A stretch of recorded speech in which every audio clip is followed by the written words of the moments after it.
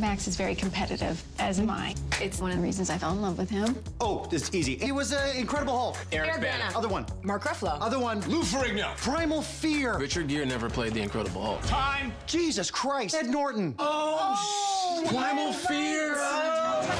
Guys, what do you say we do this at my house next week? This will be a game night to remember. Oh, boy. Tonight, we're taking game night up a notch. We don't need a board, and we do not need pieces. We won't need any extra rudeness either. Good evening, I'm Rebecca Atkinson. Game Night rolled into second place at the box office last weekend.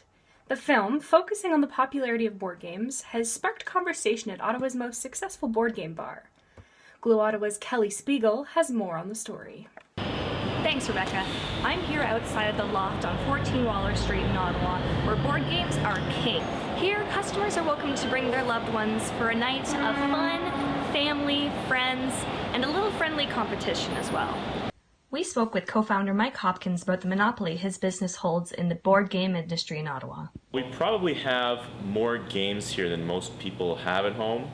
And games aren't always cheap these days, so if someone wants to have access to 1,000 board games, including all the newest stuff, they can either go out and buy them themselves, or they can come here and do that. And we also have the game gurus, who are our experts in terms of recommending games, teaching people how to play games. So if you don't want to sift through the rule book, we'll also be able to help you out with that as well, and get you some, interesting food and drinks while you're playing too.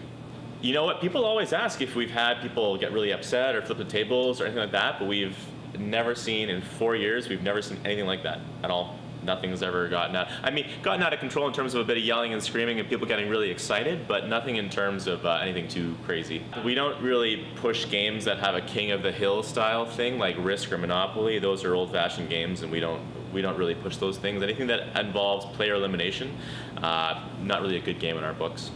It's hard to pick a favorite board game. I'm a big fan of the Game of Thrones board game if I want to play something really strategic that takes 5 hours to play. But if I have less time than that, I just want to do something creative, like play Dixit, or games that involve a lot of improvisation, or maybe a little bit of lying, or a bit of creativity. Those games are a lot of fun as well. Board games have gotten a lot better.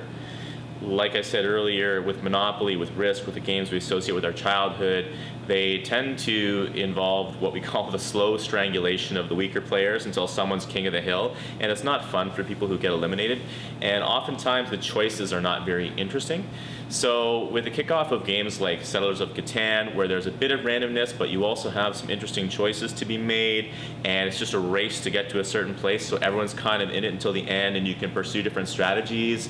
And all the social games, whether it's even Cards Against Humanity, that sort of thing, games have gotten a lot more fun, they've gotten a lot funnier, they've gotten more interactive. So I think just the appeal to a social activity that is really a lot better than it used to be is the number one driver behind the way that the board game craze is kicking off right now. So while some people say that board games might be a bit of a trivial pursuit, here at the Loft, clearly they have proven them wrong. With Glue Ottawa, I'm Kelly Spiegel.